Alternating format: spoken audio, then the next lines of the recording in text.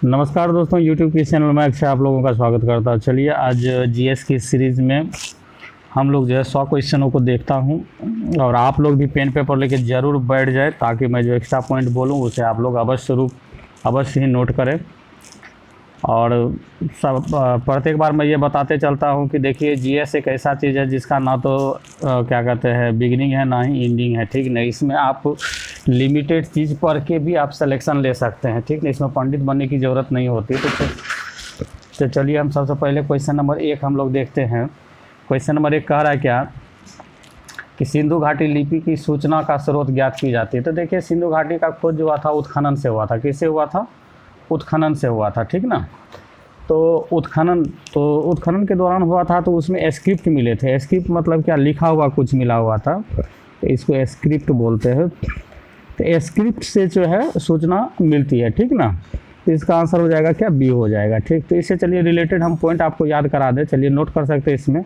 सिंधु घाटी सभ्यता के खोजकर्ता जो थे राय बहादुर दयाराम सहनी थे। इसका खोज जो है 1921 ईस्वी में हुआ था। इसकी आकार जो थी त्रिभुजाकार था और इसकी सर्वमान्य तिथि जो थी वह 2500 से 1750 बीसी तक था। दोनों बीसी में ही है। बीसी मतलब हो गया ईसा पूर्व। और सिंधु घाटी सभ्यता का जो खोज हुआ था वो मतलब तिथि का जो निर्धारण हुआ था वो कार्बन डेटिंग के आधार पर हुआ था, ठीक ना दोस्तों। चलिए आगे हम लोग चलते हैं। क्वेश्चन नंबर 2 कह रहा कि कौन सा वेद जो है गद पद दोनों वाला है। तो देखिए गद पद वाला जो वेद है वो आपका यजुर्वेद है, ठीक ना। और संगीत का वेद सामवेद है। जादू टोना प्रेम विवाह वशीकरण प्यार मोह लोभ ये सब जो है अथर्ववेद में है। और अथर्ववेद का खोज जो अथर्वा मुनि किया था। और ऋग्वेद से संबंधित अब आपको कुछ बात बता दें, उसको जरूर नोट कर ले। सबसे पहले याद रखना है कि सबसे प्राचीन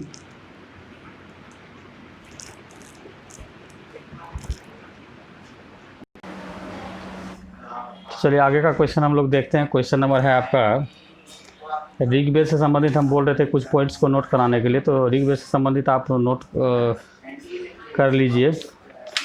सबसे पहला पॉइंट आपको नोट करना है कि सबसे प्राचीन वेद है। मंडलों की संख्या इसमें 10 है। सूक्तों की संख्या 1028 है।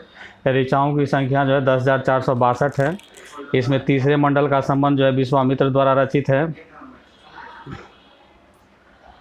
और 9वें मंडल जो देवता सोम को समर्पित है। और 10वें मंडल जो है चतुष्वर्ण समाज को समर्पित है। तो आप इतना इसमें नोट कर सकते हैं। चलिए महायान के बारे में बता दें। महायान क्या है? तो महायान के बारे में हम आपको बताते हैं कि महात्मा बुद्ध की मृत्यु के उपरांत जो 4 संगीति का स्थापना मतलब किया गया था। पहला, दूसरा, तीसरा और चौथा, ठीक ना। तो पहला जो हुआ था राजगिरी में हुआ था। दूसरा जो है वैशाली में हुआ था। और तीसरा जो है गिरिवर्ज में हुआ था, पाटलिपुत्र में हुआ था। और चौथा जो है कुंडलबन कश्मीर में हुआ था। कहाँ हुआ था? कुंडलबन कश्मीर में। तो चौथा जहाँ हुआ था तो चौथा में क्या हुआ था कि कुंडलबन जो कश्मीर में हुआ था, इसमें बौद्ध धर्म 2 भाग में बढ़ गया था। एक हो गया था हीनयान, एक हो गया था महायान, ठीक ना। तो महायान के संस्थापक कौन थे? नागार्जुन थे, ठीक ना। चलिए आगे हम लोग चलते हैं। 4 नंबर, कौटिल्य का संबंध किस विश्वविद्यालय से? तो देखिए कौटिल्य जो है चंद्रगुप्त मौर्य का जो है प्रधानमंत्री थे और इसकी संबंध जो है तक्षशिला से है। तक्षशिला विश्वविद्यालय में ये पढ़ाई किए थे। और ये जो है अभी वर्तमान में पाकिस्तान में है।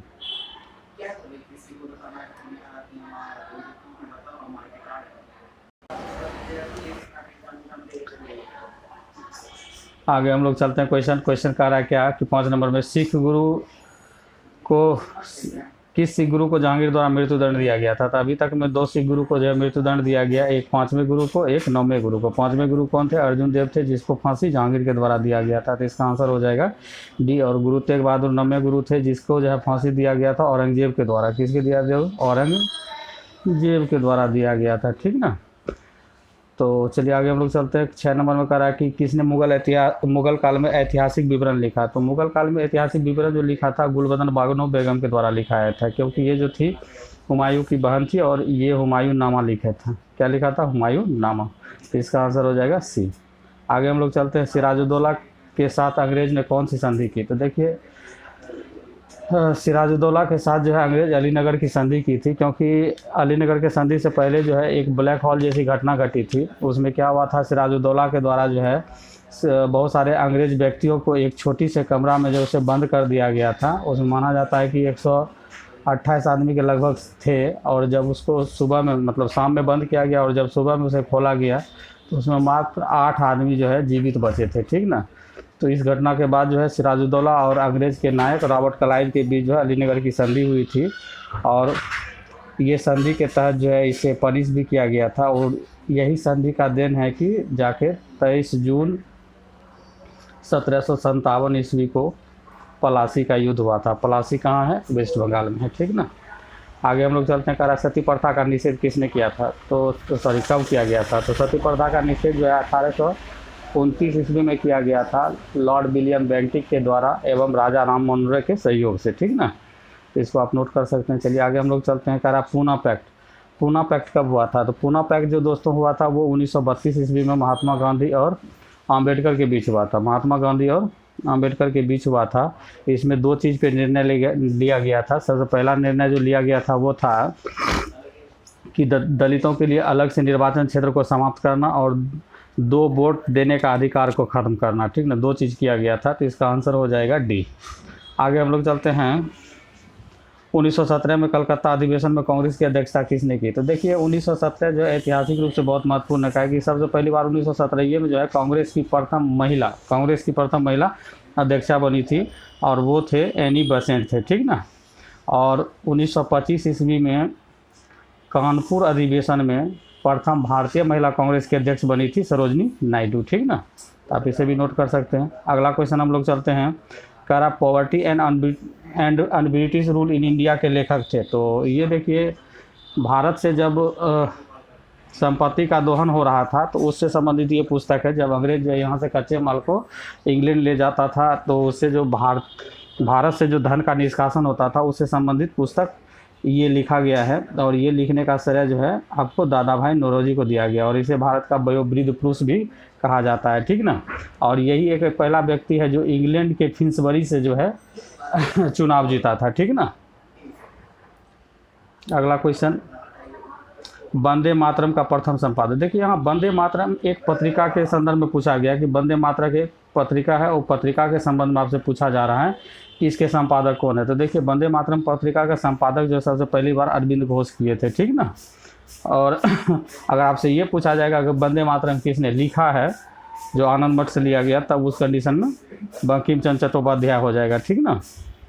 आगे हम लोग चलते हैं क्वेश्चन नंबर 13 में, करा कि भारतीय स्वतंत्रता संग्राम के निम्नलिखित घटनाओं के सभी कालानुक्रम को कूट चुनिए, ठीक ना। मिलाने के लिए कह रहा है, तो हम सबका इसमें लिख देते हैं, आप लोग इसको मिलाइए। करा सविनय अवज्ञा आंदोलन। तो सविनय अवज्ञा आंदोलन जो है 1930 ईस्वी में हुआ। होम रूल लीग आंदोलन कब हुआ, 1916 में हुआ। भारत छोड़ो आंदोलन 1942 में हुआ, और असहयोग आंदोलन 1920 में हुआ। आप इस तरह से देखिएगा तो सबसे पहली घटना जो होम रूलिंग आंदोलन हो गया, ठीक ना। तो सबसे पहले हो जाएगा 2, उसके बाद हो जाएगा 4, उसके बाद हो जाएगा 1, उसके बाद हो जाएगा। अगला क्वेश्चन हम लोग चलते हैं, क्वेश्चन कह रहा क्या कि निम्नलिखित में से कौन सा युग्म सुमेलित नहीं है। तो सबसे पहले देखिए इसमें अगर आप जो चीज़ को जानते हैं अगर उसको पहले मिला लें तो शायद क्वेश्चन आसानी से बन जाए। जैसे काकोरी कांड बहुत फेमस हुआ था, और ये 1925 ईस्वी में हुआ था। कब हुआ था, 1925, और ये 9 अगस्त को घटी थी। तो कभी कभी इसका पैरेलल क्वेश्चन भी आता है कि भारत छोड़ो आंदोलन भी 9 अगस्त को हुआ था, तो उसके पैरेलल कौन सी घटना हुई थी, तो यही काकोरी कांड हुआ था। तो ये 1925 में हुआ है, इसलिए इसका आंसर हो जाएगा डी, और बाकी का कूट आपका क्या है, सही है। इसको नोट करके याद कर सकते हैं। सॉन्डर्स की हत्या 1928 में, जनरल डायर की हत्या 1932 में, अलीपुर षड्यंत्र कांड 1908, सही है ये, ठीक ना। आगे हम लोग चलते हैं 15 नंबर, करा भारत सरकार ने राष्ट्रगान को कब अधिकृत किया, ठीक ना। तो भारत सरकार जो है राष्ट्रगान को अधिकृत जो किया था वो गणतंत्र होने से 2 दिन पहले किए थे, ठीक ना। तो इसका मतलब 14 जनवरी 1950 ईस्वी को किए। आगे हम लोग चलते हैं 16 नंबर का रहा है कि हिंदुस्तान सोशलिस्ट रिपब्लिकन आर्मी का गठन किसने किया। तो हिंदुस्तान सोशलिस्ट रिपब्लिकन आर्मी का गठन जो किया था, देखिए इसमें 2 तरह का संस्था आया था। हम आपको बता दें कि जब सोशलिस्ट नहीं लगा रहेगा, केवल रहेगा हिंदुस्तान रिपब्लिकन आर्मी, तो इसकी स्थापना 1924 में हुआ था, ठीक ना। और सचिंद्र सन्याल किया था उस समय। और जब हिंदुस्तान सोशलिस्ट रिपब्लिकन आर्मी जब लिखा रहेगा तो इसकी स्थापना 1928 ईस्वी में भगत सिंह के द्वारा किया गया था, ठीक ना। इसका आंसर हो जाएगा सी। क्या हो जाएगा आंसर? सी हो जाएगा। आगे हम लोग चलते हैं। उच्चतम न्यायालय में भारत की प्रथम महिला न्यायाधीश कौन बनी थी? तो एम फातिमा बीबी बनी थी। और कब बनी थी? तो 1889 ईस्वी में बनी थी। कब बनी थी? 1889 ईस्वी में। तो इसका आंसर हो जाएगा डी।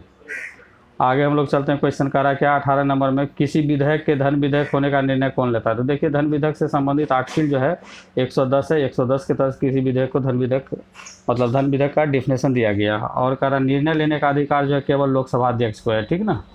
तो इसका आंसर हो जाएगा सी। 19 नंबर में हम लोग चलते हैं। करा कि भारतीय संविधान में मूल कर्तव्य के प्रावधान की संस्तुति किसने किया गया था? तो देखिए भारतीय संविधान में मूल कर्तव्य जो जोड़ा गया था वो 42वें संविधान संशोधन 1976 के तहत जोड़ा गया था। और वो कमेटी जो थी सरदार स्वर्ण सिंह थी। कौन सी? सरदार स्वर्ण सिंह समिति थी, ठीक ना। इसका आंसर हो जाएगा डी। आगे हम लोग चलते हैं।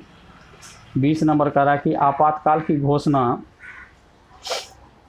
की घोषणा निम्नलिखित में से किस अनुच्छेद में निहित है? तो देखिए आपातकाल के बारे में आपको बता दें कि आपातकाल जो है जर्मनी के वाइमर सिद्धांत से लिया गया है। भारत संविधान में कहाँ से लिया गया है? जर्मनी से लिया गया है। और इसमें 3 प्रकार की आपात की उल्लेख की गई है। एक किया गया है 352 में, अनुच्छेद 352 में। एक किया गया है 356 में। एक किया गया है 360 में। तो 352 में जो उल्लेख किया गया है ये राष्ट्रीय आपात है, पूरे देश में लगाया जाता है। 352 के तहत राष्ट्रीय आपात, 356 के तहत राष्ट्रपति शासन मतलब राज्य का आपात है ये, और 360 के तहत वित्तीय आपात होता है, ठीक ना। तो इसमें आपको पूछा गया है क्या कि किस अनुच्छेद के तहत जो है आपातकाल की घोषणा। तो इसमें सिंपल क्वेश्चन किया गया तो इसलिए इसका आंसर हो जाएगा ए हो जाएगा, ठीक ना दोस्तों। चलिए आगे हम लोग चलते हैं। 21 नंबर करा कि राज्य के नीति निर्देशक तत्वों का प्रावधान संविधान के किस अनुच्छेद में किया गया। तो चलिए इससे रिलेटेड हम पॉइंट बता दें कि राज्य के नीति निर्देशक सिद्धांत जो लिया गया वो आयरलैंड के संविधान से लिया गया। कहाँ से लिया गया है? आयरलैंड के संविधान से लिया गया। और इसकी व्याख्या जो है भारतीय संविधान में 36 से 51 के बीच किया गया है, ठीक ना। इसमें इंपॉर्टेंट जैसे आप याद रख सकते हैं, सबसे पहले इंपॉर्टेंट में याद रखना है आर्टिकल 39 रखना है। इसमें समान कार्य के बदले समान वेतन है, ठीक। उसके बाद आप इसमें 40 याद रख सकते हैं, ग्राम पंचायतों का गठन है। 42 याद रख सकते हैं, प्रसूतियों का हित लाभ, जैसे बच्चे जन्म लेते हैं तो उस पर आर्थिक मदद दी जाती है। 42 याद रख सकते हैं। उसके बाद जो आप इसमें 48 याद रख सकते हैं, पर्यावरण का संरक्षण है। फिर आप जो है क्या कहते हैं 50 याद रख सकते हैं, न्यायपालिका का कार्यपालिका से पृथककरण याद रख सकते हैं। और 51 याद रख सकते हैं, 51 में जो है आपका अंतर्राष्ट्रीय महत्व का दिया गया है। तो आप इस तरह से ये इम्पोर्टेंट पॉइंट को आप लोग याद रख सकते हैं। चलिए आगे हम लोग चलते हैं कि 22 में कह रहा है किस राज्य में सबसे पहले पंचायती राज लागू किया गया। देखिए सबसे पहली बार पंचायती राज जो है आपको राजस्थान में लागू किया गया था। कब लागू किया गया था? तो 2 अक्टूबर 1959 ईस्वी को लागू किया गया था, ठीक ना। और ठीक इसके बाद कौन स्टेट लागू किया था? तो वो लागू करने वाला देश है आंध्र प्रदेश। कौन है? आंध्र प्रदेश था, ठीक ना। दूसरा पंचायती राज लागू करने वाला दूसरा स्टेट जो आंध्र प्रदेश है, ठीक। और ये पंचायती राज का जो उद्घाटन किया गया था पंडित जवाहरलाल नेहरू के द्वारा किया गया था, ठीक ना। और पंचायत का गठन जो है भारतीय संविधान का अनुच्छेद 40 में है। आगे हम लोग चलते हैं। 23 नंबर का निम्नलिखित में से किसे उपराष्ट्रपति के चुनाव में मतदान करने का अधिकार प्राप्त है। तो आप हम यहाँ पर तो कहेंगे कि आप लोग जो है राष्ट्रपति उपराष्ट्रपति का कॉन्सेप्ट क्लियर कर लें कि राष्ट्रपति में हम पिछले वीडियो में भी बताए थे कि राष्ट्रपति में जो चुनाव में भाग लेते हैं वह लोकसभा, राज्यसभा एवं संबंधित विधानसभा के निर्वाचित सदस्य केवल भाग लेते हैं, मतलब जो इलेक्टेड होकर आते हैं। मगर उपराष्ट्रपति में जो भाग लेते हैं केवल लोकसभा और राज्यसभा के सभी सदस्य भाग लेते हैं, मतलब मनोनीत भी भाग लेते हैं। मतलब लोकसभा में जो अनुच्छेद 331 के तहत 2 एंग्लो इंडियन का मनोनयन किया जाता है वो भी भाग लेता है। और उसके बाद राज्यसभा में जो अनुच्छेद 80 के तहत जो है 12 सदस्यों को मनोनीत किया जाता है वो भी भाग लेता है, ठीक ना। तो इसका आंसर हो जाएगा सभी सदस्य, मतलब लोकसभा राज्यसभा के सभी सदस्य। आंसर हो जाएगा सी। चलिए आगे हम लोग चलते हैं। क्वेश्चन नंबर 24 का 24 में क्या कि संविधान की 8वीं अनुसूची में सम्मिलित भाषाओं में सबसे निम्नलिखित में कौन सी भाषा सर्वाधिक बोली जाती है। तो देखिए 8वीं अनुसूची में सबसे ज़्यादा बोली जाने वाली भाषा जो है वो आपका हिंदी है, ठीक ना। सबसे ज़्यादा कौन बोली जाती है? हिंदी। और हिंदी के बाद सबसे ज़्यादा बोली जाने वाली भाषा क्या? बंगाली है, ठीक ना। तो इसका आंसर हो जाएगा हाँ, ए नंबर हो जाएगा। चलिए आगे हम लोग चलते हैं। 25 नंबर में कह रहा है क्या कि 11वें वित्त आयोग, तो यहाँ पर 11वें नहीं याद करना है, 15वें वित्त आयोग का याद करना है, ठीक ना। 15वें वित्त आयोग अभी चल रही है। 15वें वित्त आयोग का कार्यकाल जो है 2020 से लेकर 2025 तक है, ठीक ना। और इसके अध्यक्ष जो है NK सिंह है। कौन है? NK सिंह है, ठीक। तो इसको आप नोट कर लेंगे। आगे हम लोग चलते हैं 26 नंबर में। 26 नंबर में कह रहा है क्या कि भारतीय अर्थव्यवस्था में निम्नलिखित कौन सा क्षेत्र जो है पूर्णतः निजी है। तो निजी का मतलब क्या होता है कि जिस पे जो है आम पब्लिकों का अधिकार हो। तो आप इसमें समझ ही गए होंगे कि कृषि अभी तक जो है पूर्णतः निजी क्षेत्र है, ठीक ना। क्योंकि जब सरकार रोड बनाती है, पुल बनाती है, तो उसमें सरकार जो ज़मीन को अधिग्रहण करती है और सरकार जो पब्लिक से ज़मीन को क्या करती है, खरीदती है। तो इस कंडीशन में जो है कृषि क्या हो गया, पूर्णतः निजी है।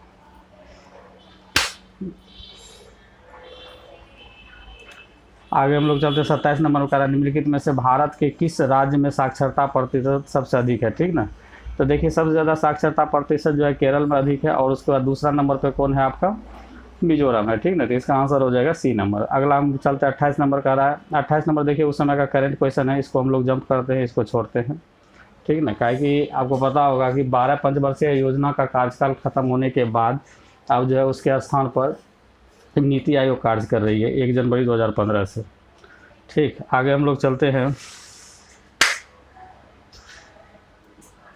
आगे हम लोग चलते हैं दूसरा नंबर 29 नंबर पे कह रहा है कि द्वितीय पंचवर्षीय योजना का मुख्य उद्देश्य क्या था। तो यहाँ पे सबसे पहला आप याद कर लीजिए कि पहला पंचवर्षीय योजना जो 1951 से 56 हुई थी, उसका मुख्य उद्देश्य जो था कृषि का बढ़ावा देना था। किसका बढ़ावा देना था? कृषि का। और दूसरा पंचवर्षीय योजना जो 1956 से 61 तक चली थी, इसमें उद्योग को बढ़ावा दिया गया था। किसको दिया गया था? उद्योग को बढ़ावा दिया गया था। तो इसका आंसर हो जाएगा तीव्र औद्योगिक विकास, मतलब इसका आंसर हो जाएगा B नंबर। आगे हम लोग चलते हैं 30 नंबर। ये भी उस समय का योजना है, अभी बहुत सारे योजना जो है नया चल गया है, ठीक ना। तो आप उसे ध्यान में रखें। तो 30 नंबर को हम लोग जंप करते हैं। 31 नंबर उसमें बजट से दिया गया था, इसे भी मैं छोड़ता हूँ। चलिए 32 नंबर वेरी वेरी इंपॉर्टेंट, इसको हम लोग देखते हैं। तो 32 नंबर को आप गौर से देखेंगे जब, तो इसमें देखिए डावाकुबा योजना संबंधित है, वेरी वेरी इंपॉर्टेंट। इसका अगर फुल फॉर्म देखेंगे तो उससे आसानी से आंसर बन जाएगा। डावाकुबा का फुल फॉर्म क्या होता है? तो देखिए D फॉर डेवलपमेंट होता है, उसके बाद W से वोमेन होता है, एंड C से चिल्ड्रेन होता है, और U से अर्बन होता है, A से एरिया होता है। इसका मतलब हो गया development of women and children urban area. Development D से डेवलपमेंट लिखिएगा, W से वोमेन होगा, C से चिल्ड्रेन होगा, U से अर्बन, A से एरिया, ठीक ना। तो कहने का मतलब हो गया development of women and children urban area. Urban area का मतलब होता है शहरी, तो मतलब शहरी महिलाओं के रोजगार से संबंधित ये योजना लाया गया था। तो इसका आंसर हो जाएगा A। आगे हम लोग चलते हैं 33 नंबर। करा सुंदरबन डेल्टा बनाती है। तो सुंदरबन डेल्टा जो है वेस्ट बंगाल में है, और ये गंगा नदी के मोहाना पे बनती है। तो इसका आंसर हो जाएगा A नंबर। 34 नंबर में कह रहा क्या, निम्नलिखित में किस राज्य में दुधवा नेशनल पार्क है दोस्तों। तो देखिए दुधवा नेशनल पार्क जो है यूपी में है, और चंद्रप्रभा नेशनल पार्क भी यूपी में ही है। तो दोनों को नोट कर लें। और बिहार में जो सबसे फेमस है आपका वेस्ट चंपारण में, वो है आपका वाल्मीकि टाइगर रिजर्व, इसको भी नोट कर सकते हैं, ठीक ना। चलिए 35 नंबर में हम लोग चलते हैं। कह रहा क्या निम्नलिखित में कौन सा युग गलत है। तो देखिए थोरियम एक ऐसा अयस्क है जो केवल भारत के केरल राज्य में मिलता है। कहाँ मिलता है? ये केरल राज्य में मिलता है। तो इसका मतलब इसका सुमेलित कौन गलत है? A नंबर गलत है, ठीक ना। आगे हम लोग चलते हैं 36 नंबर का रहा चलवासी कृषि। चलवासी कृषि, चलवासी कृषि का मतलब होता है क्या कि एक जगह किए फिर वहाँ से चल गया, स्थानांतरित कृषि कहा जा सकता है इसे। पहाड़ी क्षेत्रों में होता है। तो यह कहाँ होती है? तो देखिए असम में पहाड़ है, तो इससे रिलेटेड अगर इसका ऑप्शन देखा जाएगा तो आंसर क्या हो जाएगा? A नंबर हो जाएगा, ठीक। आगे हम लोग चलते हैं क्वेश्चन नंबर 37 में। ये देखिए उस समय का करंट है, इसे हम लोग जंप करते हैं। अगला क्वेश्चन हम लोग चलते हैं 38 नंबर का रहा निम्नलिखित में कौन सा युग्म सुमेलित नहीं है। तो देखिए चाय असम में सही है, रबर केरल में सही है, चावल बिहार में नहीं है। चावल बिहार में नहीं है, चावल जो है सबसे ज़्यादा वेस्ट बंगाल में होता है, ठीक ना। तो यही मेरा गलत है। तो इसका आंसर हो जाएगा B। गेहूँ उत्तर प्रदेश सही है, गेहूँ सबसे ज़्यादा उत्तर प्रदेश में होता है। 39 नंबर में हम लोग चलते हैं। देखिए ये उस समय का करंट है, इसको हम लोग जंप कर जा रहे हैं। 40 नंबर हम लोग पढ़ते हैं। हनुमंत राव समिति का संबंध किससे। देखिए तो उर्वरक उद्योग के जो है निरीक्षण के लिए ये बनाया गया था। तो इसका आंसर हो जाएगा D नंबर हो जाएगा। क्या हो जाएगा? उर्वरक उद्योग से संबंधित ये समिति है, ठीक ना। जैसे महाजन समिति किससे है? चीनी से है, ठीक ना। बहुत सारे समिति बना था। भूरेलाल समिति जो है मोटर वाहन से, तो बहुत सारे हैं, तो उसको आप लोग देखते रहेंगे, ठीक ना। आगे हम लोग चलते हैं 41 नंबर, देखिए उसमें का करंट है, इसको हम लोग जंप करते हैं। 42 नंबर में चलते हैं। 42 का सर्वाधिक एक दिवसीय अंतर्राष्ट्रीय क्रिकेट मैच खेलने का रिकॉर्ड कौन है, तो सचिन तेंदुलकर के नाम है, तो ये हो जाएगा सी नंबर। तो ये 43 उसमें का करंट है, इसे भी हम लोग छोड़ते हैं। 44 number very very important books, ठीक ना, करा दें। इनसाइडर पुस्तक के लेखक कौन थे, तो पीवी नरसिम्हा थे, ठीक ना। यही एक ऐसा प्रधानमंत्री थे, ये पीवी नरसिम्हा राव जो है राजीव गांधी की मृत्यु के उपरांत ये भारत के प्रधानमंत्री बने थे, ठीक ना। आगे हम लोग चलते हैं भैंसा सिंह, वेरी वेरी इंपॉर्टेंट दोस्तों। भैंसा सिंह नामक जनजाति कहाँ पाए जाते हैं, तो ये नागालैंड में पाया जाता है दोस्तों, ठीक ना। इसे जरूर याद करें, नोट कर लें, ठीक। आगे हम लोग चलते हैं 46 नंबर पे। ये क्वेश्चन तो बहुत बार मैं बोल चुका हूँ, रिपीट हो चुका है, ठीक है ना। यहाँ 97 का पूछा है, तो आप 2019 का याद रखें। 2019 का दादा साहब फाल्के पुरस्कार जो है बिग बी अमिताभ बच्चन को दिया गया है, ठीक है, इसे नोट कर ले।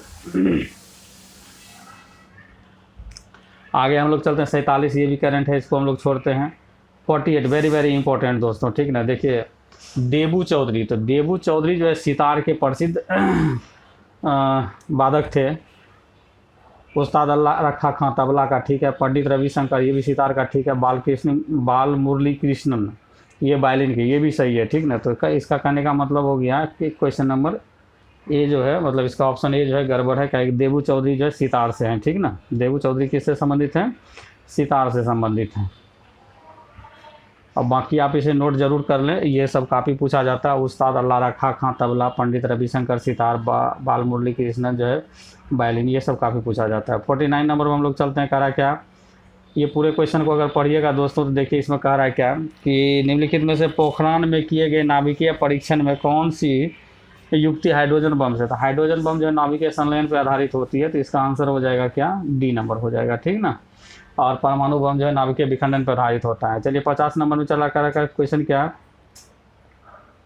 कि भारत के निजी क्षेत्र में पहला हवाई अड्डा निर्माणित हुआ है, तो ये कोचीन में हुआ था सबसे पहले निजी हवाई अड्डा, ठीक ना।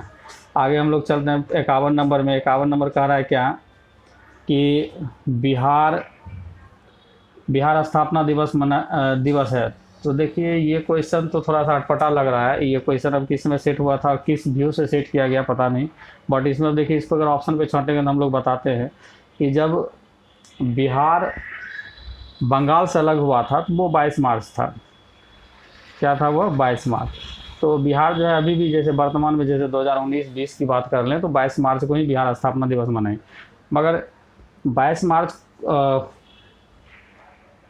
मार्च के बाद जो है जब बिहार और उड़ीसा जिसमें साथ था, तो उस समय फिर एक बार विभाजन हुआ था 1 अप्रैल 1936 ईस्वी को। उसमें क्या हुआ था, बिहार से उड़ीसा अलग हो गया था। और एक लास्ट विभाजन जो हुआ है बिहार का झारखंड के साथ, वो 15 नवंबर 2000 ईस्वी को हुआ था। तो देखिए 22 मार्च को भी एक डेट हो सकता है, 1 अप्रैल को भी हो सकता है, 15 नवंबर भी हो सकता है। तो इस तीनों के अनुसार अगर देखा जाए तो इसका आंसर क्या हो जाएगा, सी नंबर हो जाएगा, ठीक ना।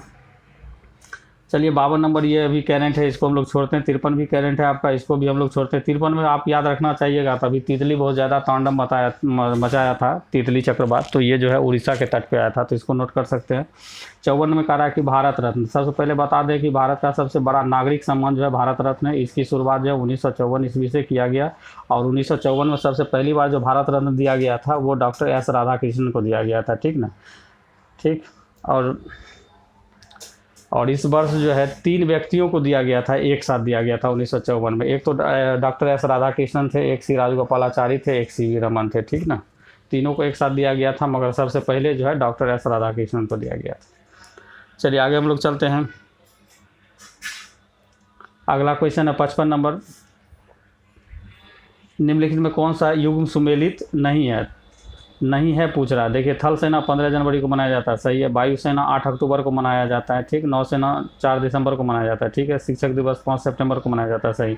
इसका मतलब सुमेली जो गलत है, बी नंबर है, क्या कि 8 अक्टूबर को जो वायुसेना दिवस मनाया जाता है, ठीक ना। आगे हम लोग चलते हैं। कह रहा है 11 ऑस्कर पुरस्कार जीतने वाली चर्चित फिल्म टाइटैनिक के एडिटर संपादक कौन है, ठीक ना। तो देखिए ये जो है आपके जेम्स कैमरून हैं, ये काफ़ी प्रसिद्ध हुए थे, तो इसको आप याद रखें। 57 नंबर में चलते हैं। 57 नंबर भी देखिए उस समय का करंट क्वेश्चन है, मगर आप याद रखना चाहते हैं तो हेलो इंडिया नामक उत्सव जो है बहुत फेमस चर्चित रहा था, तो ये जो है ग्रेट ब्रिटेन के द्वारा किया गया था, ठीक ना।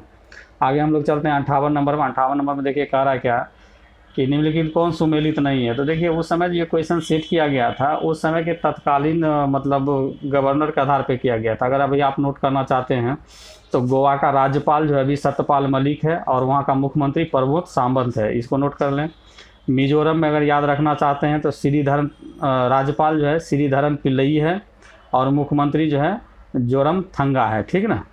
और तमिलनाडु का अगर राज्यपाल याद रखना चाहते हैं तो बनवारी लाल पुरोहित और मुख्यमंत्री जो है के पालनी स्वामी है, ठीक ना। और उत्तर प्रदेश का भी जो है राज्यपाल आनंदीबेन पटेल है और मुख्यमंत्री योगी आदित्यनाथ हैं, ठीक ना। तो इसे नोट कर सकते हैं। 59 नंबर वेरी वेरी इंपॉर्टेंट करा, जार्विक 7 क्या है। तो जार्विक 7 जो है आर्टिफिशियली हर्ट है, ठीक ना। तो इसका आंसर हो जाएगा बी हो जाएगा। इसको डायरेक्ट याद रखें, इसमें ज़्यादा एक्सप्लेन नहीं किया जा सकता है। 60 नंबर में है कह रहा है विश्व में कार्बन डाइऑक्साइड का सबसे बड़ा उत्सर्जक देश कौन है, ठीक ना। उत्सर्जक पूछ रहा है।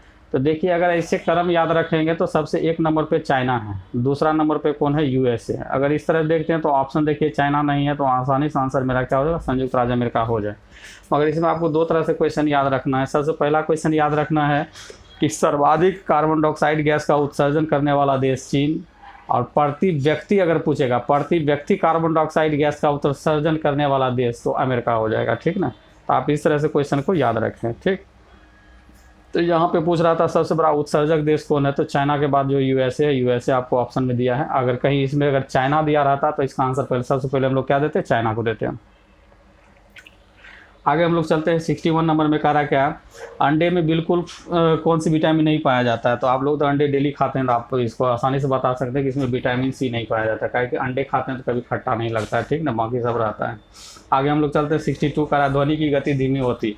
तो देखिए इसमें जो क्वेश्चन जो है ऑप्शन जो दिया गया फंसाने वाला दिया गया कि ध्वनि की गति धीमी होती है, तो सबसे ज़्यादा धीमी जो होती है 332 मीटर पर सेकेंड वो हवा में होती है, ठीक ना। सबसे ज़्यादा सबसे कम। 63 नंबर वेरी वेरी इंपॉर्टेंट करा, पदार्थ में सबसे छोटा कण जो स्वतंत्र रूप से अस्तित्व में रह सकता है और उसमें जिसमें मूल पदार्थ के सभी गुण मौजूद रहते हैं उसे कहा जाता है। तो देखिए कह रहा पदार्थ का जब सबसे छोटा कण बोलेगा तो उसको हम लोग जो है क्या बोलते हैं, अणु बोलते हैं। क्या बोलते हैं, अणु बोलते हैं, मॉलिक्यूल। तो इसका आंसर हो जाएगा सी नंबर, ठीक ना, जिसमें कि पदार्थ के सभी गुण मौजूद भी रहता है। मगर आपसे पूछा जाता है कि पदार्थ में सबसे छोटा कण जो स्वतंत्र रूप में नहीं रह सकता है, ठीक ना, तब उससे इसका आंसर हो जाता परमाणु, ठीक ना। मगर यहाँ पे कह रहा है कि स्वतंत्र रूप में अस्तित्व में रह सकता है और उसमें मौलिक गुण उसमें क्या होगा, मौजूद होगा। तो इसमें इसका आंसर हो जाएगा क्या, सी नंबर, ठीक। आगे हम लोग चलते हैं 64 नंबर में। 64 नंबर में क्वेश्चन है कि ब्लड क्लॉटिंग में सहायक विटामिन कौन सा है। तो ब्लड क्लॉटिंग में जो सबसे सहायक विटामिन जो होता है, विटामिन आपका क्या होता है, के होता है, ठीक ना। सूरज की रोशनी में विटामिन डी मिलता है। ये जब गाजर खाते हैं तो विटामिन ए मिलेगा, और अंकुरित भोजन जब आप खाते हैं जैसे चना हो गया, मूंग हो गया, ये सब, तो उसमें विटामिन ई मिलता है, ठीक ना। आगे चलते हैं 65 नंबर वेरी वेरी इंपॉर्टेंट दोस्त कह रहा क्वेश्चन क्या कि हम तारे को टिमटिमाते हुए देख पाते हैं। तो देखिए आभासी घटनाएं जितनी भी होगी वो सब मतलब अपवर्तन के कारण होती है, प्रकाश के अपवर्तन। आभासी घटनाएं क्या क्या होती है हम आपको बता दें। आभासी घटना मतलब आभास होता है मगर वास्तविक वैसा नहीं है, ठीक ना। जैसे तारे टिमटिमाते हैं वैसा कुछ नहीं है, तारे टिमटिमाते हुए प्रतीत जो होते हैं वो आपको जो है प्रकाश के अपवर्तन के कारण, तो वास्तविकता में ऐसा नहीं है कि वो जो है टिमटिमाते हैं, ठीक ना। तो ये आभासी परिवर्तन हुआ था। हम एग्जाम्पल बता देते हैं प्रकाश के अपवर्तन की घटना का। जैसे दर्भ में कोई छड़ी रहती है तो उसको गौर से देखिएगा तो जहाँ से डूबा हुआ रहता है वहाँ से मुड़ा हुआ दिखेगा, ठीक ना। मतलब हो गया दर्भ में अंश तक डूबी हुई छड़ी का टेढ़ा दिखाई देना, ये प्रकाश अपवर्तन की घटना है। सूर्योदय से ठीक पहले सूर्य का दिखाई देना, ये आभासी हो गया, तो ये भी जो है प्रकाश के अपवर्तन की घटना है। सूर्यास्त के बाद भी कुछ देर तक सूर्य का दिखाई देना, ये आपका क्या हो जाएगा, ये प्रकाश के अपवर्तन की घटना हो जाएगा। 4 नंबर तारे का टिमटिमाना हम बता ही चुके हैं। बाल्टी से भरे पानी में पड़े सिक्के का ऊपर उठा हुआ प्रतीत होना, ये भी प्रकाश के अपवर्तन की घटना है। और उसके बाद जल के अंदर पड़ी हुई मछलियों का वास्तविक गहराई से कुछ ऊपर उठा हुआ प्रतीत होना, तो ये भी आपका किससे संबंधित है, प्रकाश के अपवर्तन से है, ठीक ना।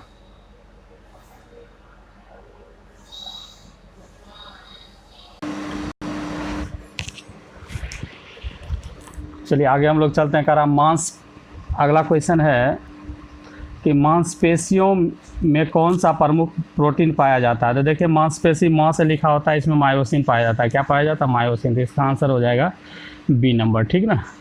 आगे हम लोग चलते हैं, वेरी वेरी इंपॉर्टेंट 67 नंबर। इसमें आप देखिए कि कुल मिला के 46 क्रोमोजोम हमारे शरीर में पाया जाता है और इसको बोला जाता है तो 23 जोड़ा बोला जाता है। कितना बोला जाता है? 23 जोड़ा।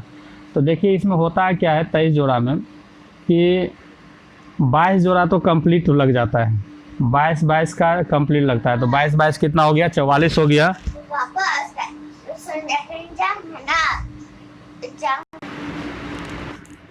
तो देखिए 22 जोड़ा जो है कंप्लीट लगता है। तो 22 और 22, अब यहाँ पर लड़का और लड़की का कैसे निर्धारण होता है? 22 प्लस अगर x हो जाता है तो ये लड़की होती है, अगर 22 प्लस y हो जाता है तो ये लड़का हो जाता है, ठीक ना। तो ये लास्ट पेयर का ही कमाल है कि लास्ट पेयर कौन सा इंक्लूड होगा, तो वो जो है आपको जो है संतति के रूप में डिसीजन लेने में कारगर होता है, ठीक ना। तो 22 प्लस x जब होगी तो लड़की होगी और 22 प्लस y जब होगा तो क्या होगा? लड़का होगा। तो यहाँ पर करा कि एक लड़का अपने पिता से कितने क्रोमोसोम विरासत के रूप में पाते हैं? तो 22 प्लस y पाते हैं। क्या पाते हैं? 22 प्लस y। आगे हम लोग चलते हैं 68 में। करा कि निम्नलिखित में कौन सा मानव के लिए उपयोगी है? तो आप जानते हैं केचुआ जो है मेन फ्रेंड कहलाता है, ठीक ना। तो इसका आंसर हो जाएगा बी नंबर, केचुआ, अर्थवर्म। 69 नंबर का रहा कि उपग्रह से अंतरिक्ष यात्रियों को आकाश का रंग कैसा दिखाई देगा? तो यूनिवर्सल क्वेश्चन है दोस्तों, ये ब्लैक दिखाई देता है, ठीक ना। आप इसको आसानी से याद रख सकते हैं। देखिए अदरक का कौन सा हिस्सा खाया जाता है? तो यहाँ पे अदरक की बात नहीं, अदरक, आलू, हल्दी, ये सब अगर आपसे पूछा जाएगा क्या खाया जाता है तो सभी का आंसर क्या होगा? तना खाया जाता है, ठीक ना। हम लोग क्या खाते हैं? तना। आलू खाते हैं तो तना खा रहे हैं, अदरक खा रहे हैं, तना खा रहे हैं, ठीक ना। तो आप इसे याद रख सकते हैं। चलिए 71 नंबर में चल रहा है करा वातावरण में सबसे प्रमुख गैस कौन सी है? तो देखिए वातावरण में जो सबसे मेजर गैस है वो नाइट्रोजन है। नाइट्रोजन के बारे में आपको पता है, ये 78.08% पाया जाता है, ठीक ना। और ऑक्सीजन जो लगभग 21% पाया जाता है और कार्बन डाइऑक्साइड जो पाया जाता है 0.003% पाया जाता है दोस्तों, ठीक ना। तो इसमें मेजर पूछ रहा प्रमुख कौन है, तो इसका आंसर हो जाएगा ए नंबर। चलिए 72 नंबर थोड़ा डीप क्वेश्चन दिया गया है और जनरल स्टूडेंट्स के पकड़ से बाहर की बात है। तो इसको देखिए हम नॉमिनक्लेचर करके बताते हैं, आप लोग समझने का कोशिश कीजिएगा। देखिए होता है क्या कि जिस सीरीज पे मिथाइल ग्रुप मतलब रुका हुआ रहता है या लटका हुआ रहता है तो उसको मेनली काउंट करते हैं, ठीक ना। तो देखिए इसमें करना क्या है कि देखिए ऐसे पढ़ा जाता है मीथ, इथ, प्रोप, ब्यूट। तो एक सीरीज चेन है, इस चेन में क्या हो गया? ब्यूट, मतलब ये ब्यूटेन तक गया हुआ है, ठीक ना। उसके बाद दूसरा चीज़ ये देखना है कि ये मिथाइल ग्रुप जो लटका हुआ है किस पे है। तो मिथाइल ग्रुप जो है वो आपका सेकेंड पे है, मीथ, इथ। तो इस पे हो जाएगा आपको, इसको अगर गौर से देखिएगा तो 1 और 2, मतलब इस पे जो लगा हुआ है अगर इसको काउंट किया जाएगा तो एक इधर से मिथाइल ग्रुप है, एक इधर से भी मिथाइल ग्रुप है, ठीक ना। और इधर से अगर इसको सीरीज पढ़ेंगे तो ये ब्यूटेन हो जाता है, मीथ, इथ, प्रोप, ब्यूट, ठीक ना। तो कहने का मतलब इसका अगर आंसर देखा जाए तो 2 मिथाइल ब्यूटेन है, 2 मिथाइल ब्यूटेन, ठीक ना। या दूसरा अगर इसे आप नहीं समझ पा रहे हैं तो आपको हम डायरेक्ट आपको बता दें कि इधर से 1 पूरे लाइनर काउंट कर लीजिए, ठीक। पूरे लाइनर काउंट करने के बाद देखिए क्या होता है कि पहला जो होता है, पहला कार्बन जब इंक्लूड रहता है तो उसे जो है मिथ बोला जाता है। जब 2 रहता है तो उसे ईथ बोला जाता है और 3 जब रहता है तो उसे प्रोप बोला जाता, मीथ, इथ, प्रोप बोला जाता है और चौथा जब रहता है तो उसे ब्यूटेन बोला जाता है, ठीक ना, ब्यूट बोला जाता है। और जैसा सीरीज रहता है तो उसमें एन लगा देते हैं तो ब्यूटेन, प्रोपेन, इथेन ये सब बन जाता है, ठीक ना। तो सिंपल सा इसको काउंट कर लीजिए और ये CH को घेर के उसके बाद देखिए कि एक मिथाइल ग्रुप इधर है, एक मिथाइल ग्रुप आपका इधर है, ठीक ना। तो कुल मिला के 2 मिथाइल ग्रुप हो गए। तब यहाँ पर देखिए कि 2 मिथाइल यहाँ पर है और एक ब्यूटेन यहाँ लगा हुआ है, ठीक ना। तो इसका मतलब इसका आंसर क्या होगा? सी नंबर होगा। चलिए आगे हम लोग चलते हैं 73 नंबर में। करा कि स्टेनलेस स्टील बनाने में लोहा के साथ कौन सी धातु मिलाई जाती है? तो इसमें जो स्टेनलेस स्टील बनाने में जो है निकेल को मिलाया जाता है, ठीक ना दोस्तों। तो इसका आंसर हो जाएगा बी। 74 नंबर में चलिए करा निम्नलिखित में से ऊष्मा का सबसे अच्छा सुचालक कौन है? तो देखिए जिसमें आयन होगा वो सबसे अच्छा सुचालक होगा, ठीक ना। तो समुद्र का पानी में जो है आपका NaCl का आयन मिलता है, इसको अगर ब्रेक करेंगे तो N+ और Cl- में ब्रेक होता है। तो कहने का मतलब सबसे अच्छा जो सुचालक होगा वो समुद्र का पानी होगा, ठीक ना। आगे चलिए करा क्या प्रोड्यूसर गैस किसे कहा जाता है, या इसी को भाप अंगार गैस कहा जाता है? तो ये होता है CO+N2 होता है, CO+N2 होता है। और CO+H2 को वाटर गैस बोला जाता है। क्या बोला जाता है इसे? वाटर गैस बोला जाता है। और CH4 को मीथेन बोला जाता है। और CO2 को कार्बन डाइऑक्साइड गैस बोला जाता है। तो यहाँ पे एक पॉइंट और नोट कर सकते हैं कि मीथेन को क्या कहा जाता है? तो दलदली वाली गैस या मार्स गैस कहा जाता है, ठीक ना। आगे हम लोग चलते हैं। 76 नंबर का रहा, LPG में कौन सा गंधीय पदार्थ मिलाया जाता है? देखिए LPG में एक्चुअल में गंध होता नहीं है, तो उसके रिसाव से बचने के लिए जब उसमें एक एथिल मरकप्टेन का जो है उसमें अवयव मिलाया जाता है, जिससे कि लीक होने पर जो हमको आसानी से पता चलता है। तो इसका आंसर हो जाएगा A नंबर। आगे हम लोग चलते हैं। करा 77 नंबर, बिजली के लैंप का तंतु बना होता है, फिलामेंट किसका बना होता है? तो टंगस्टन का बना होता है। और टंगस्टन का संकेत क्या होता है? W होता है। और आपको हम बता दें कि टंगस्टन जो है भारत के मात्र एक स्टेट राजस्थान में मिलता है, और राजस्थान में वह जगह का नाम है देगाना, देगाना, ठीक ना।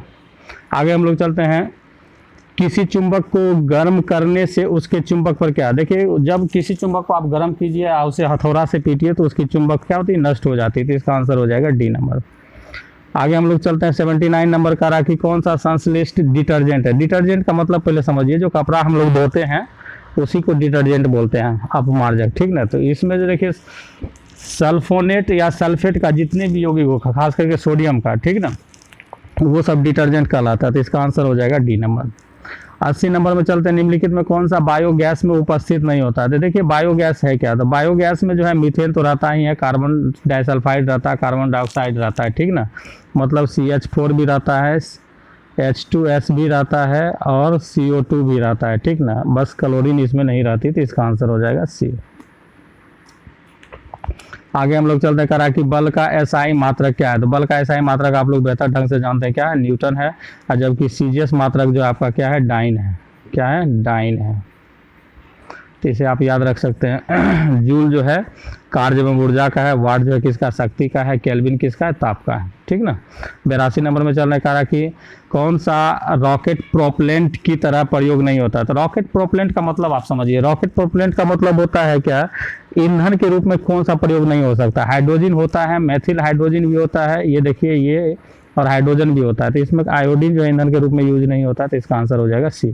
83 नंबर में चलने का रहा कौन सा रबर बाल्केनाइजेशन में प्रयोग किया जाता है? देखिए रबर को जो स्ट्रॉन्ग बनाया जाता है, तो उस प्रक्रिया को बाल्केनाइजेशन, की प्रक्रिया तो जरूर याद रखिए कि बाल्केनाइजेशन से क्या होता है? रबर को बनाया जाता है। और इसमें किसको मिलाया जाता है? सल्फर को मिलाया जाता है, ठीक ना। S। आगे हम लोग चलते हैं। अगला हम लोग क्वेश्चन चलते हैं। 84 नंबर का रहा कि बाह्य अंतरिक्ष में अस्थायी रूप से स्थित दूरदर्शी का क्या नाम है? तो ये बहुत पहले स्थापित किया गया नासा के द्वारा, हब्बल दूरदर्शी है, ठीक ना दोस्तों, वैज्ञानिक के नाम पे रखा गया है। 85 नंबर का रहा कि आँख के किस भाग पे वस्तु का प्रतिबिंब बनता है? तो ये देखिए रेटिना पे बनता है, जिसको हम लोग दृष्टि पटल बोलते हैं। और यहाँ पे वास्तविक प्रतिबिंब बनता है, मतलब क्या होगा? वस्तु का आकार के छोटा, मगर क्या होगा? उल्टा बनता है, ठीक ना। 86 नंबर का रहा पेड़ पौधे दिन में कौन सी गैस छोड़ते हैं? तो देखिए पेड़ पौधे दिन में जो है कार्बन डाइऑक्साइड लेते हैं, ऑक्सीजन को छोड़ते हैं। तो यहाँ पे आंसर हो जाएगा क्या? A नंबर, ठीक ना। आगे हम लोग चलते हैं। 87 नंबर में कह रहा है क्या कास्टिक सोडा का रासायनिक नाम क्या है? तो देखिए सोडियम क्लोराइड, ये नमक है, NaCl है। सोडियम कार्बोनेट Na2CO3, ये जो है आपका बेकिंग मतलब धोने वाला सोडा है। और सोडियम हाइड्रोक्साइड को ही कास्टिक सोडा बोला जाता है, जिसका सूत्र होता है NaOH होता है, ठीक ना। तो ये आपका आंसर हो जाएगा क्या? C नंबर हो जाएगा, ठीक ना। आगे हम लोग चलते हैं सर। 88 नंबर में करा मानव शरीर की सबसे महत्वपूर्ण ग्रंथि कौन है? तो देखिए मानव शरीर की सबसे महत्वपूर्ण ग्रंथि जो है दोस्तों, वो पिट्यूटरी ग्लैंड है। इसे मास्टर ग्लैंड के भी नाम से जाना जाता है। क्या नाम से जाना जाता है? मास्टर ग्लैंड के नाम से। और ये मानव शरीर की सबसे छोटी ग्रंथि, सबसे स्मॉलेस्ट है, ठीक ना। आगे हम लोग चलते हैं। 89 नंबर में कह रहा है कि निम्नलिखित में से पूर्णतः ऑक्सीजन रहित वस्तु कौन है? तो क्वेश्चन को अगर देखिएगा तो ये 65 बीपीएससी में भी पूछा, 65 बीपीएससी में भी क्वेश्चन आया हुआ था, ठीक ना। मतलब जिसमें ऑक्सीजन नहीं है, तो ऑक्सीजन जो है केरोसिन तेल में नहीं होता है, ठीक ना। 90 नंबर में कह रहा है कि एक वयस्क व्यक्ति की नाड़ी धड़कने की दर क्या होती है? तो एक देखिए 72 बार धड़कता है, ठीक ना। कितनी बार धड़कता है? 72 बार धड़कता है। परम शून्य बराबर होते हैं। देखिए परम शून्य ताप में क्या होता है कि जहाँ पे जाके गैस के अणुओं की गति क्या होती है, शून्य हो जाती है, तो उसे परम शून्य ताप कहते हैं। और उसको जो है प्रयोगशाला में जो निर्धारित की गई है -273.15 डिग्री सेल्सियस है, ठीक ना। 92 नंबर में चल रहे हैं, सौर मंडल का सबसे चमकदार ग्रह कौन है? तो देखिए सबसे ज़्यादा चमकदार जो ग्रह है आपका वेनस शुक्र है, ठीक ना, इसे आप नोट करें। 93 का मानव शरीर का सामान्य तापमान कितना होता है? तो मानव शरीर का देखिए सामान्य तापमान 2 स्केल पे अलग अलग होता है। एक तो होता है 98.6 फ़ारेनहाइट होता है, और एक होता है लगभग 30 डिग्री सेल्सियस होता है। तो यहाँ पर सेल्सियस में है, इसलिए आंसर सी होगा। 94 में करा कि निम्नलिखित में कौन सा पदार्थ प्रोटीन का सबसे बड़ा स्रोत है? देखिए प्रोटीन का सबसे बड़ा स्रोत जो है वो आपका सोयाबीन है, इसमें लगभग 40% पाया जाता है। हालांकि दाल भी प्रोटीन का सोर्स है, मगर सोयाबीन इतना नहीं होता है, तो इसलिए इसका आंसर क्या हो जाएगा? बी नंबर हो जाएगा, ठीक ना। 95 में कह रहा है निम्नलिखित में कौन सा पदार्थ सबसे अधिक ज्वलनशील है? तो देखिए सबसे अधिक ज्वलनशील जो होगा वो मानव निर्मित नायलॉन है, ठीक ना। नायलॉन जो है सबसे ज़्यादा ज्वलनशील है। 96 नंबर का मानव शरीर में यूरिया का अधिकतम मात्रा कहाँ पाया जाता है, मतलब मात्रा पाया जाता है? तो मूत्र में पाया जाता है, यूरिन में सबसे ज़्यादा जो है यूरिया का स्रावन होता है, ठीक ना। 97 में कह रहा है किस क्रिया द्वारा पौधे सूरज के प्रकाश में क्लोरोफिल की मदद से भोजन तैयार करते हैं, ठीक ना। तो देखिए क्लोरोफिल की मदद से भोजन तैयार करने की प्रक्रिया को हम लोग फोटोसाइंथेसिस बोलते हैं, मतलब प्रकाश संश्लेषण बोलते हैं। तो आंसर होगा ए। 98 में चलते हैं, निम्नलिखित में से गाय की कौन सी नस्ल सबसे अधिक दूध देती है? तो गाय की सबसे अधिक जो नस्ल दूध देती है उसे हम लोग जर्सी कहते हैं देसी भाषा में, ठीक ना। 99 नंबर में कहा थर्मामीटर में पारे का प्रयोग क्यों किया जाता है? तो थर्मामीटर में जो पारे का प्रयोग किया जाता है, तो देखिए ये थोड़ा सा भी टेम्परेचर पर जो है फैलने लगता है, इस कारण से जो है इसका प्रयोग किया जाता है। तो इसका आंसर हो जाएगा सी नंबर, ठीक ना।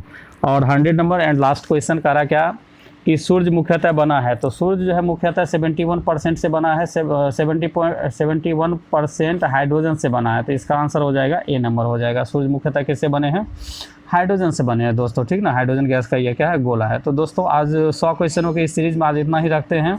उम्मीद करते हैं कि आप लोग को अच्छा लगा होगा। और एक चीज़ और हम उम्मीद कर सकते हैं कि आप लोग जो है पेन पेपर लेके बैठे होंगे, नोट भी किए होंगे, ठीक ना दोस्तों। हम बार बार बोलते हैं कि जीएस जो है इसका ना बिगिनिंग है ना ही स्टार्टिंग है। बस आप लिमिटेड पढ़ के भी किसी भी को मतलब प्रतियोगिता परीक्षा में सफलता पा सकते हैं। तो मैं जितना क्वेश्चन को डिस्कस करा रहा हूँ तो निश्चित रूप से उसे पेन पेपर पर नोट करें, तो आगे चल के इसका परिणाम जो बहुत बेहतर देखने के लिए आपको मिलेगा दोस्तों, ठीक ना। और लास्ट में ये भी है दोस्तों कि आप लोग जो है वीडियो को जब देखते हैं तो अपने दोस्तों के भी ज़रूर शेयर करें और सब्सक्राइब भी ज़रूर करवाएं। धन्यवाद।